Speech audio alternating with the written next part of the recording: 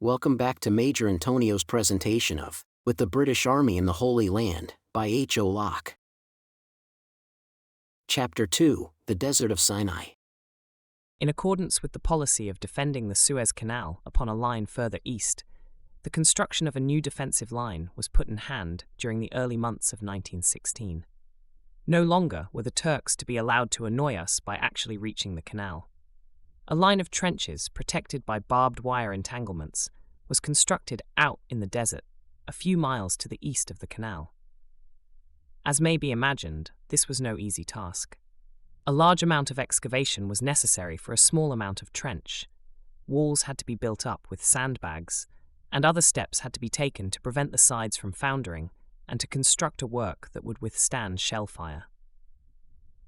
Meanwhile, other preparations were put in hand for carrying the defensive line further to the east. The construction was commenced of a broad gauge of railway from Kantara eastwards across the desert. This railway eventually became the trunk line between Egypt and Palestine. In the days of trench warfare before Gaza, it transported freight trains heavily laden with rations and ammunitions, troop trains conveying officers and men in open trucks, hospital trains evacuating sick and wounded, and an all-sleeping car express running nightly in each direction. In 1918, a swing bridge was improvised across the Suez Canal, and Jerusalem and Cairo were then connected by rail without change of carriage being necessary. The future prospects of this railway seem unbounded. It will undoubtedly be continued through to Damascus and Aleppo, where it will connect with railways to Constantinople and to Baghdad and the Persian Gulf. Thus it will form part of a grand trunk railway system along the old caravan routes connecting the three continents of Europe, Asia, and Africa. In its conception, it was just a military railway, laid with but little preparation across the sands of the desert. To this railway, however, was largely due the success of the campaign that we are about to consider. We have already seen that the Sinaitic desert is almost waterless. Although it has often been crossed by invading armies in both directions, the provision of water has always presented the greatest difficulty. The carriage of water in tanks upon the backs of camels, a method used by us for locally supplying troops between water dumps and the headquarters of units, proved successful here thousands of years ago. The plan adopted by the Turks of dragging water-holding pontoons across the desert was not to be despised. Further progress was made when supplies of water were transported in tank trucks along the railway. But a bolder adaptation of modern science to desert fighting was reached, when it was decided to lay on a piped supply of water from the Nile.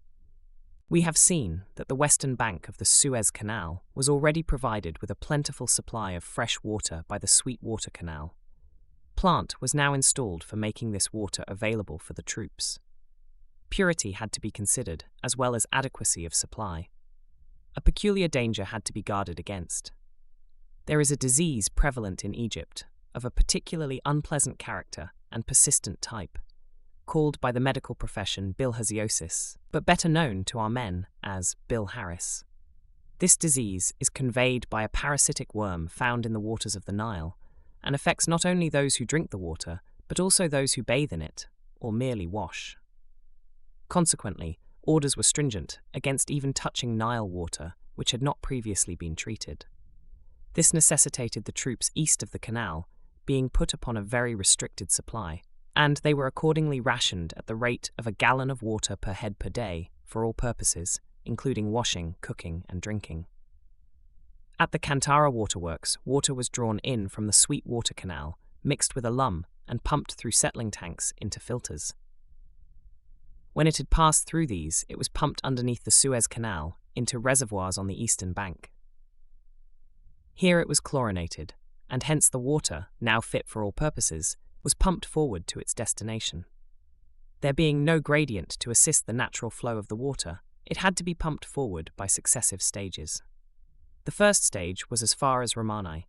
When working at greatest length, the pumping stages numbered no less than 17. At times, during the advance, the railway had to be called in aid, and trainloads of water for the use of advanced troops were railed from pipehead up to railhead.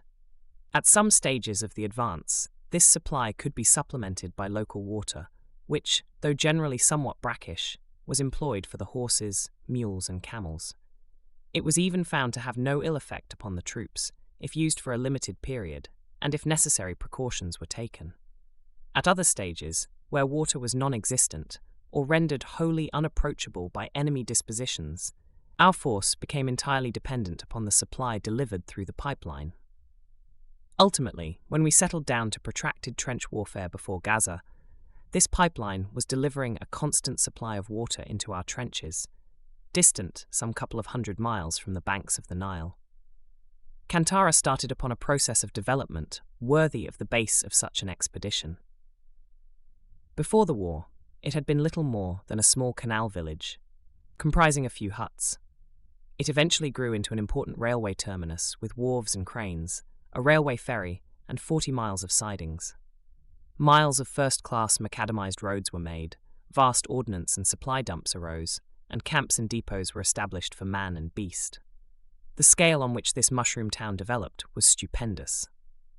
Early in 1916, the Turks, relieved from imminent danger near home by our evacuation of Gallipoli, came down again in force through Syria, Palestine, and the desert to attack us in Egypt.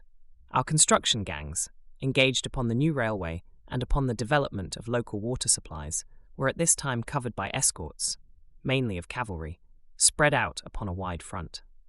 On the 23rd of April, several thousand Turks, operating in 3 columns, attacked our desert posts at Ogratina, Katia, and Duadar respectively, the 2 former being about 30 miles and the last named about 10 miles to the east of Kantara. Ogratina and Katia, being well out in the desert, were cavalry posts held by yeomanry.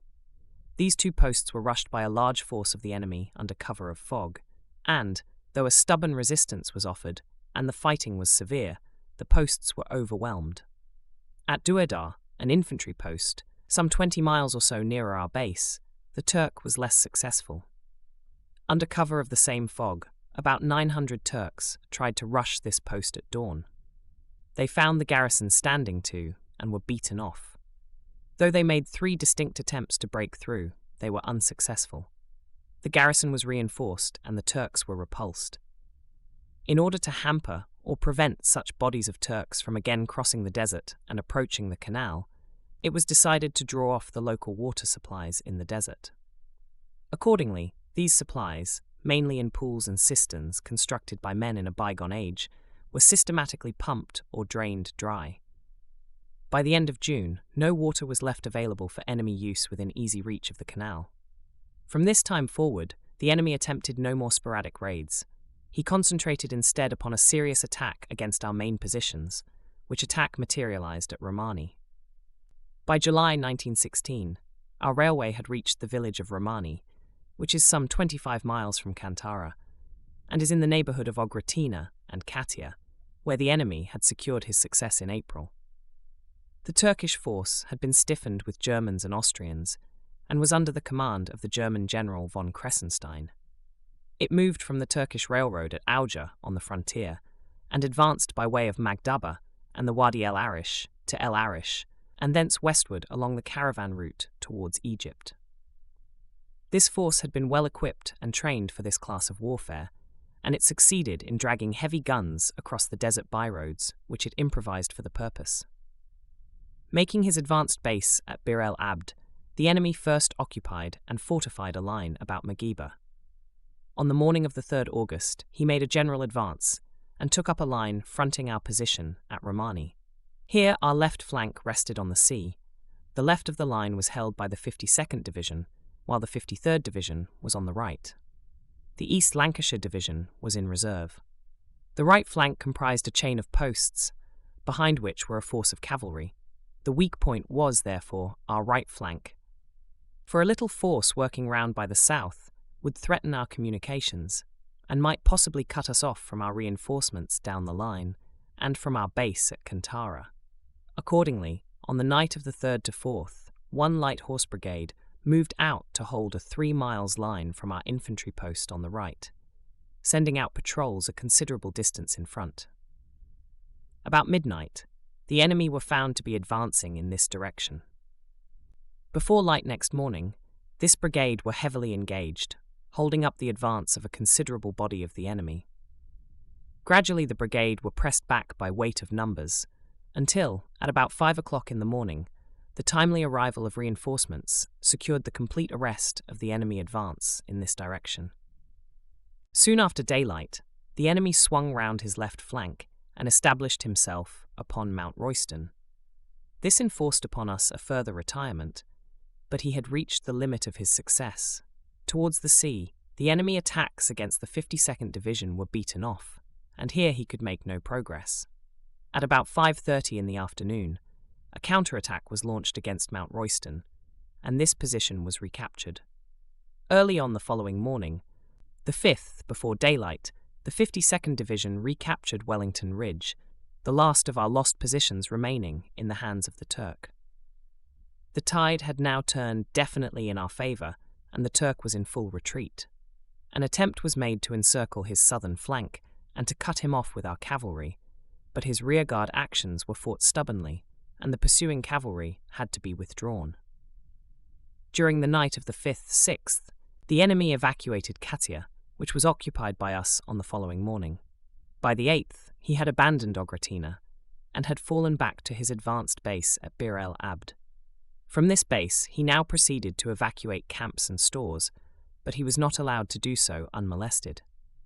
He was followed up by the whole of our cavalry and effectually shelled by our horse artillery.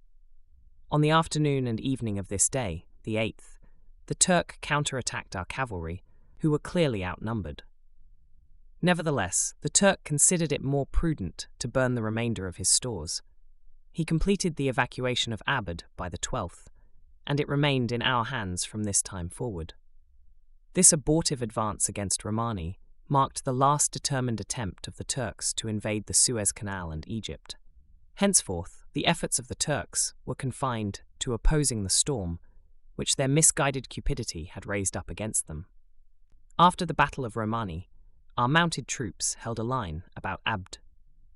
The enemy now consolidated a position at Mazar, a little more than 20 miles further to the east. In the middle of September, a cavalry column moved out to Mazar and attacked the Turkish positions. Neither side was anxious to bring on a general engagement at that time. However, the losses which the Turks suffered in this operation caused him sufficient uneasiness to induce him to withdraw altogether from Mazar. He therefore withdrew his troops to a position close to El Arish. The Turkish garrison at El Arish consisted of some 1,600 infantry in all, in a strong entrenched position. In the second week of December, increased activity was shown by the Turks, and aerial reconnaissance of their camps behind their front line showed evidence of the proximity of reinforcements.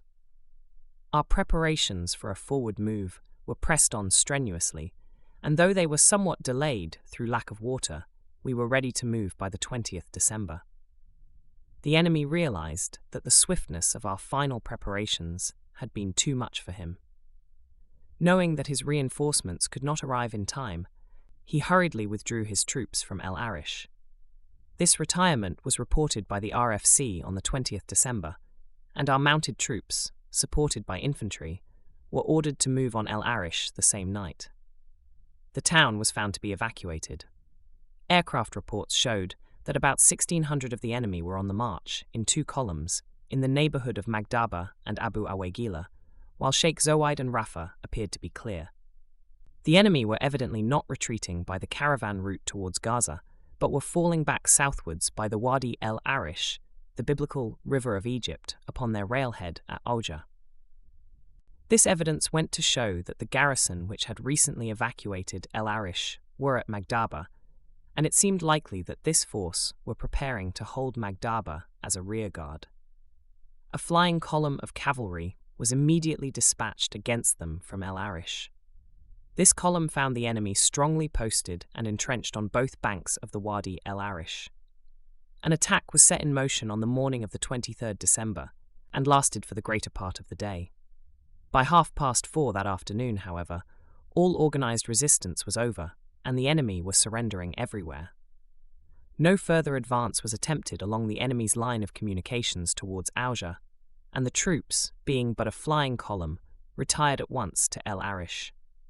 Within a few days after the destruction at Magdaba of the rearguard, or garrison withdrawing from El Arish, another body of the enemy started to entrench a position at Magruntine near Rafah. This was obviously intended to bar our progress eastwards along the coastal route, the old caravan route to Gaza. Rafah is the frontier town upon the Turco-Egyptian frontier. The operation to which we are about to refer was, therefore, the last engagement that took place upon Egyptian territory. It was not possible at the end of December for the British force to push on and occupy Rafah permanently, owing to difficulties of supply. But, since the enemy had again placed a small detached garrison within striking distance of our mounted troops, the temptation was held out for a repetition of the Magdaba success at Magruntine. Accordingly, a flying column, composed wholly of mounted troops and artillery, moved out from El Arish on the evening of the 8th to 9th January 1917. The enemy was taken completely by surprise, and by dawn on the 9th January, his position was almost entirely surrounded. The position, however, was a formidable one, with ground in front entirely open and devoid of cover. The main attack was timed for 10 o'clock a.m. and was delivered from the east and southeast. The town of Rafah was soon occupied, and in the course of the morning, our attack against the Turkish system of defences developed on every side. The enemy's works were dominated by a central redoubt or keep, and orders were given for a concerted attack to be developed against this at 3:30 p.m. Meanwhile, the enemy had dispatched a relieving force from Shelal, which is about 20 miles to the southeast of Rafah and midway between that town and the nearest Turkish railway. This relieving force was detected by our aircraft, who frequently attacked it with bombs and machine gun fire. Orders were at once given for the attack on the redoubt to be pressed with vigour, and, before 5 o'clock, the redoubt was captured. With this position in our hands, the remaining works soon fell, and by 5:30 p.m. all organised resistance was over, and the enemy position, with all its garrison, was captured. The relieving force were driven off without much difficulty, and withdrew, presumably, to Shelal, which thereafter became the enemy's next point of concentration. Our column, taking with them all prisoners, animals, and captured material, withdrew again to El Arish. From the time of our occupation of El Arish on the 22nd December, that town developed apace. Mine-sweeping operations were at once commenced in the roadstead, a pier was erected, and on the 24th, the supply ships from Port Said began unloading stores and supplies. The lie of the land gives unlimited opportunity to a power having the command of the sea to supplement his other means of bringing forward supplies by landing seaborne goods upon the open beach. Repeatedly, in the subsequent history of this war, we availed ourselves of this means of supply, as our army moved northwards in Palestine. The landing of stores at El Arish, however, was not wholly successful, owing to the strong currents, a shelving and shifting beach, and heavy surf. In winter, the sea is apt to be stormy here, and then such landing may become impossible. Supplies were also hastened to El Arish by camel convoy, and dumps were accumulated. The railway was pushed on with, and, before the end of January, the railway station at El Arish was completed. During the following month, the railway was pushed further out along the coast preparatory to another advance. After the destruction of their post at Rafah, the Turks immediately began to concentrate their forces near Shelal. West of this place, they prepared a strong defensive position near Weli Sheikh Nuran, with the object of covering their lines of communication both along the Beersheba Railway and along the Jerusalem-Hebron-Beersheba Road. They also established themselves at Khan Yunis, on the coastal road a few miles to the east of Rafah. On the 23rd February, a reconnaissance was carried out against Khan Yunis. The column, arriving at dawn, found the position strongly held, and after manoeuvring the enemy out of his front line of defence and capturing prisoners, withdrew without difficulty. Continuous pressure maintained by our troops in this neighbourhood, however, induced the enemy to withdraw the garrison of Khan Yunis, which place was entered by our cavalry without opposition on the 28th February. The enemy also evacuated without firing a shot the position which he had prepared near Weli Sheikh Nuran. Our troops had crossed the desert with success, attending them at every stage, and now at last they had set foot in the Promised Land. Many of them must have felt, what a soldier was afterwards heard to express. This may be the land of promise, it's certainly not the land of fulfillment. History repeats itself. As the Israelites had much trial and suffering to endure after reaching this stage of their journey from Egypt, before they were permitted to go in and possess the land, so had our lads many a fierce and bloody battle to fight before they too might set foot within the holy city. A few words as to personnel may not be out of place before we leave the subject of this desert campaign. Throughout this time, the Commander-in-Chief of the Egyptian Expeditionary Force was General Sir Archibald Murray, GCMG, KCB. A reorganization of the force took place in October 1917, in consequence of which General Murray moved his headquarters back from Ismailia to Cairo. At the same time, the new headquarters of the Eastern Force came into existence at Ismailia under the command of Lieutenant General Sir Charles de Bell, KCB, CMG, DSO, under whose direction thus came more immediately the operations in the Eastern Desert. Amongst the troops employed were the Australians and New Zealanders, and several regiments of English yeomanry, and included among the infantry were the 52nd, Lowland, the 53rd, Welsh and Home Counties, the 54th, East Anglian, and the 74th, Dismounted Yeomanry Divisions. This review of the advance across the desert has of necessity been superficial. Strictly speaking, the Desert Campaign is outside the scope of this book. But a summarized history of the advance forms a necessary introduction to our subject. Here, on the threshold of Palestine, we must leave this army for a short space, while we review some other operations, and while we take a glance at the nature of the country in which this army was about to operate.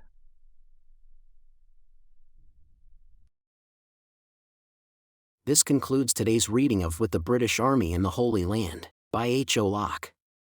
Join us also tomorrow for the subsequent part. Subscribe to Major Intonio's channel. Thank you for listening, and so long.